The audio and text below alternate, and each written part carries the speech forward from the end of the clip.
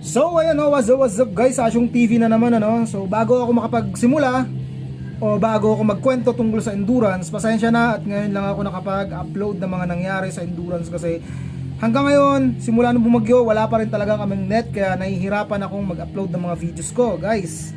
So bago ang lahat, bago ko simulan ng pagkwento, gusto ko munang magpasalamat sa mga nakasama ko, sa mga tumulong, sa mga nag-sponsor, sa mga umalalay, umagapay, sa lahat, sa mga nagbigay ng tip. Yun.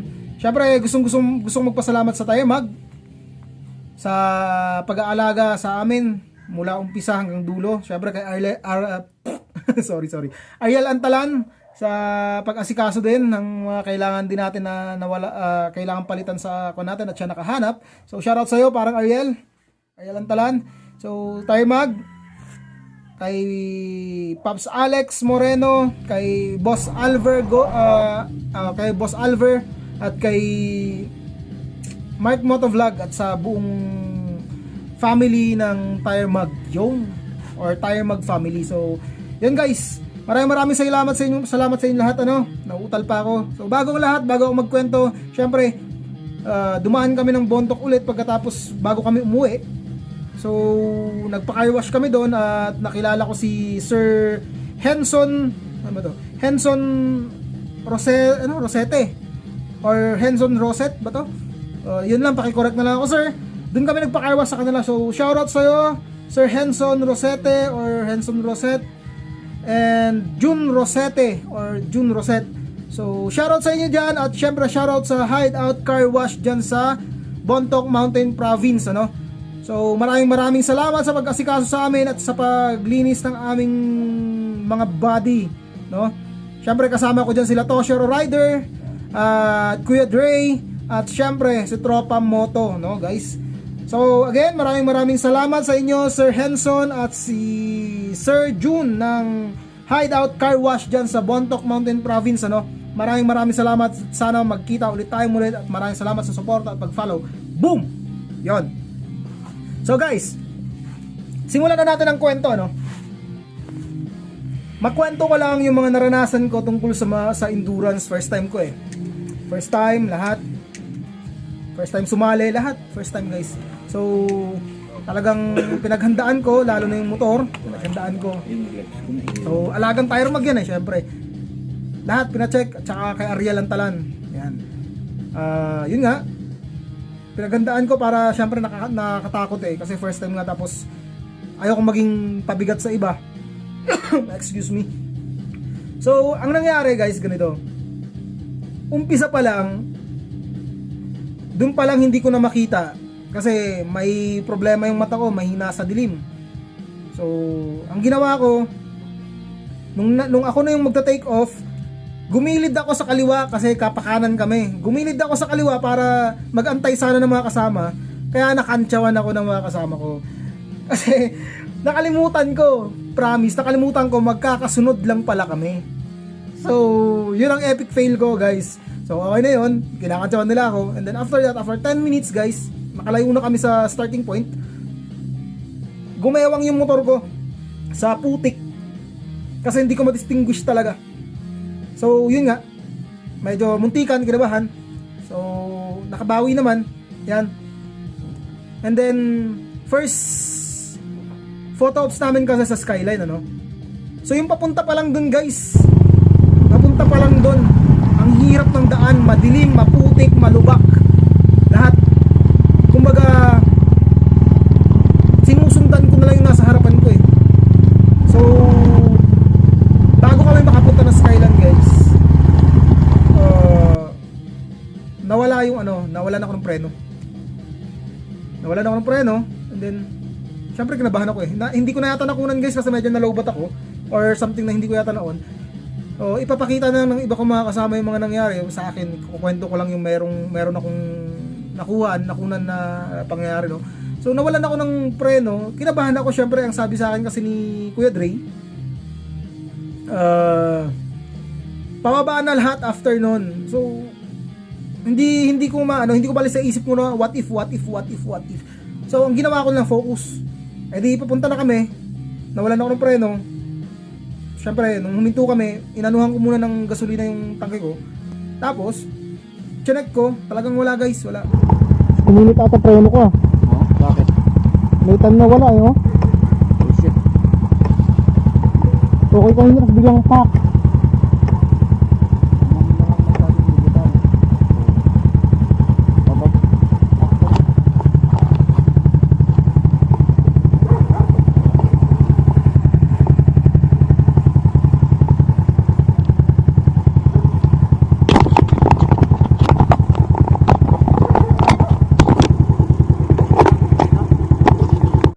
Tapos mamaya-maya nagpahinga kami. After nun, mga ilang 5 minutes, 10 minutes yata kami nun, 15 minutes, mga ganun. Aberya na naman. Hindi naman sa aberya, pero yun nga, huminto kami doon. Yun, bumalik guys. Baka sa isip ko, uminit lang, no? Uminit lang. So, on the way kami, papuntang Skyline, natakot na naman ako guys. Alam mo yung bakit? Akala ko white lady. Ayaw umalis sa gitna ng daan o sa gilid, sa dadaanan ko. Yung iba tuloy-tuloy, sabi ko nakita ba nila yun? Parang hindi nila nakita, parang ako nakakita eh. So kinabahan ako guys, dahan-dahan ako papunta doon mula nakita ko may sungay, baka pala. Tawa-tawa ako kasi kinakabahan ako, sabi ko ano to. Pagtingin ko baka, anak ng teteng ka. Shout out sa'yo ha. So yun nga. So after yun, paakyat na kami. Paakyat pa ba, lubak, putik, basa, lahat nandun na. Landslide, madulas, mabato, lahat. So guys, kinakabahan ako kasi lahat first time ko eh. First time ko sa lahat ng dinaanan, first time sa lahat ng nangyari, first time sa lahat ng experience. So, yun. Paakyat pa ba? So, talagang wala guys. Mahina yung mata ko sa gabi, kaya sinusundan ko lang talaga sila. Hanggang sa makarating kami ng Skyline. Well, okay na yan. Okay na. Mag photo ops na kaya, first photo ops namin yun. So, kinabahan naman ako pagbaba kasi ganun pa rin yung daanan. Madulas, malubak, basa, may mga landslide, may mga etc. na hindi ko ma-distinguish kung ano. So talagang focus lang ako sa pagsunod sa kasama ko at medyo nakadistansya ako kasi nga baka biglang mawalan ako ng preno. So yun guys, ang ginawa ko, rekta lang, basta ang iniisip ko, focus lang, dapat hindi ka maging pabigat sa mga kasama ko kasi kung magiging pabigat ka, wala na, di ba? So nakakahiya at saka isa pa, pinaghandaan mo tapos biglang ganon. So, yun. Hopefully, sabi ko sa isip-isip ko guys, sana umabot to sa next na pahinga namin. No? So, okay naman guys, wala namang nangyari. All goods naman, inalalayan ko, distansya ko. Ayun, hanggang sa makarating kami sa Patag. So, pagdating namin sa Patag, medyo madaling araw na, medyo nagliliwanag na. Ito, ang sabi ko sa sarili ko, babawi ako sa umaga, sa kung saan sikat o tirik ang araw. So yun, walang problema dun guys eh. Pag tirik ang araw, kahit medyo malayo pa ng konti, nakikita ko na, kaya ko nang sumabay ka ako. So all goods, dire-diretso kami hanggang sa saan ba? Sa Arco, yun. Hanggang sa Arco guys, okay na lahat, papunta doon. So syempre, alam niyo naman kami kung ano-anong ginagawa namin pagkatapos magpahinga, pagkatapos mag-photo ops, pahinga ng konti, kwentuhan. Alam niyo yun, parang talang ninanamnam namin yung bawat oras, bawat minuto ng mga magkakasama kami dahil syempre may kanya-kanya naman kami mga pinagkakaabalahan, ano? So ang nangyari, yun, enjoy runs, enjoy rides, lahat na yun nandun eh. So yun, dire-diretso kami hanggang dun sa may Pagudpud ba yun? Nadaanan namin yung windmill. Alright. Peace out, yo.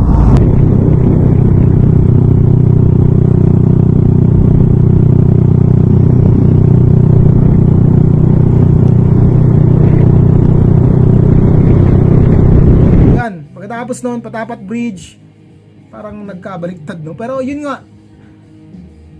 Excuse me. So doon na naman, nagtagal na naman kami doon. Ninamnam na naman namin yung pahinga. Yung pinakita yata nila sa sa Pagudpud ata yun, pinakita nila na nakahiga kami, nakapikit kami kasi ang pait-pait na ng mata. Pero after noon, 5 minutes, rekta na kami ulit. Tapos yun, nagtagal na naman kami sa Patapat Bridge. Doon na naman kami tumambay hanggang sa sa mga susunod. So eto na guys, hanggang dito lang yung kwento ko sa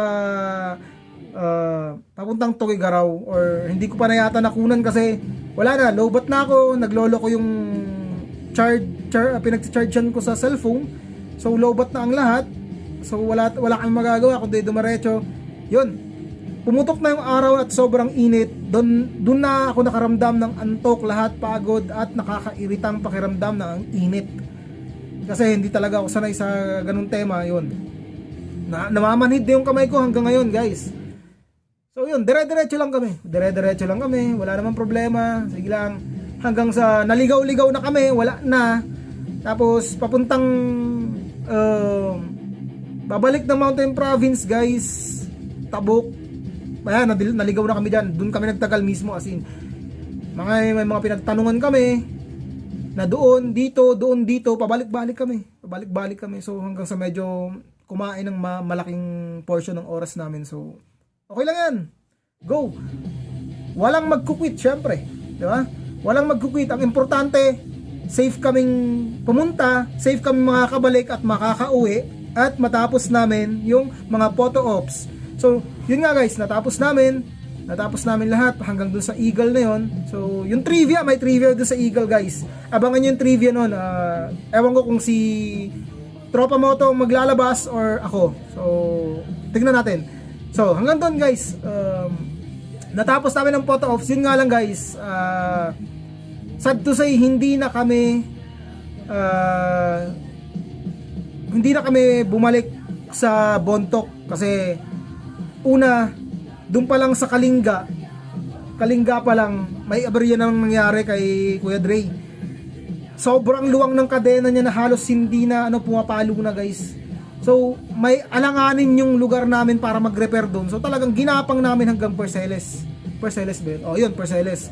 So naghanap kami ng lugar na may kilala si Pops Toshero Rider doon sa dahil taga doon siya sa banda doon sa Barlig. So nakahanap siya ng ma-safe na lugar. So doon na naman kami nagtagal, guys, kasi talagang ewan ko kung anong nangyari, kasi pag malamig daw mahigpit ng sobra. Pagka uminit, ang luwang naman ng sobra, halos hindi mo makon, guys, hindi mo maratrat talaga kasi talagang luwang na. Minabuti naming igapang doon sa Perseles at doon na inayos at doon na rin nagpahinga. Tapos yun nga, umakyat na kami ng last photo ops. Siguro nasa 1 oras mahigit kami nandun na naman. Tapos pagkatapos naming magpahinga at natapos na namin yung pag-aayos doon o pagbibigay ng solusyon, dumiretso na kami doon sa Eagle. Tapos hanggang doon na kami, guys. Ngayon, buti na lang malapit na doon yung bahay nila Pops Toshero, sila Uncle. Shoutout sa Uncle. Yung papa ni Pops Toshero, yun. Yun, doon na kami nagpahinga, guys, at hindi na kami tumuloy sa Bontoc kasi nga talagang hindi nakakayanin at pagod na kami, na-drain na kami lahat. Pero tinapos para naman yung photo ops. Walang nag-quit, guys. Yun ang pinaka-importante, makakauwi kami ng maayos. Makakabalik kami sa Baguio nang walang nangyari, walang semplang, wala lahat, kahit maaberya, safe, sound ang lahat. So yun, maraming salamat sa iyo, Pops Toshero, sa pag-open ng tahanan mo, at sa kay Uncle. Hello Uncle, sana makabalik kami muli. Yun. So doon na kami nagpaumaga hanggang sa bumalik kami ulit ng Bontoc, ng Eagle ulit, tapos balik ng Bontoc. So pagkatapos doon ko nga nakilala yung car wash. Doon namin nakita yung car wash na pinapunta sa amin ni doon kami pinunta ni Pops Toshero. So yun nga, pagkatapos nun, guys, doon na kami naghiwalay, hinatid kami ni Pops Toshero doon, at may kukunin din siyang mga gamit doon banda. So pagkatapos nun, Baguio na kami. So, ang lahat mga nangyari ay nakaka-excite, nakakapagod, kung talagang nakakaiyak, kung talagang tutuusin, guys. Pero ang importante doon, ang natutunan ko doon, kahit gaano kahirap talaga ang mararanasan mo o naranasan mo o mararanasan mo pa lang, focus lang. Dahil joke lang. Yun nga, focus lang, guys. Kung gusto mo talaga, matatapos mo eh. So konting tiyaga lang, tiis sa sakit, tiis sa manhid, tiis sa pagod, tiis sa lahat. So yun, maraming salamat sa mga experience na to, sa mga organizer ng endurance na yon. Maraming salamat kay Sir Dakila, yan, sa mga kasama niya. Syempre kay Sir Joey at Sir Ezra, yon yung last vlog ko na nagpasalamat ako sa kanila. Salamat ulit sir, sana makadala ulit kami at sana magkita tayong lahat ulit kung makakasali ako sa next endurance, no? So yan, maraming salamat sa lahat. Hindi ko makakalimutan ang experience na to. Ulit tayo pag kaya natin ang bigat ng budget, no? So maraming salamat sa mga nag-sponsor, lalo na sa mga tropa natin. Siyempre, pamilya ko, yan. Sumuporta sila sa akin. Thank you very much. At hanggang sa muli. Asyong TV signing off.